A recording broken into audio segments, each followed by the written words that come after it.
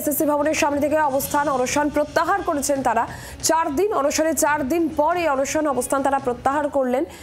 আগামী 15 তারিখ নিজাম প্যালেস অভিযানের ডাক দিয়েছেন চাকরিহারারা। তবে ধর্মতলা ওয়াই চ্যানেলে সেখানে এখনো চাকরিহারাদের অবস্থান বিক্ষোভ অব্যাহত রয়েছে।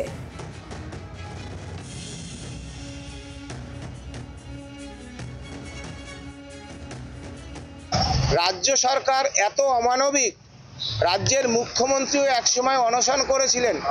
অনেকে বলেন তিনি ক্যাডবেরি স্যান্ডউইচ খেয়েছেন, তিনি হয়তো ভেবেছেন আমরাও ক্যাডবেরি স্যান্ডউইচ খেয়ে অনশন করছি।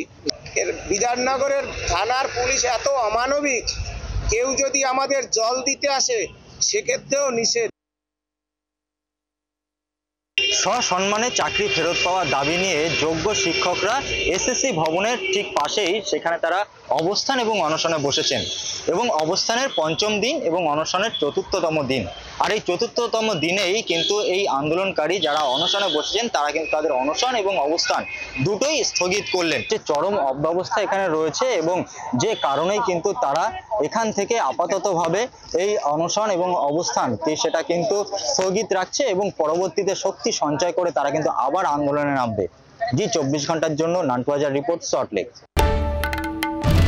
বাংলার আওয়াজ, বাঙালির আবেগ, জি 24 ঘন্টা।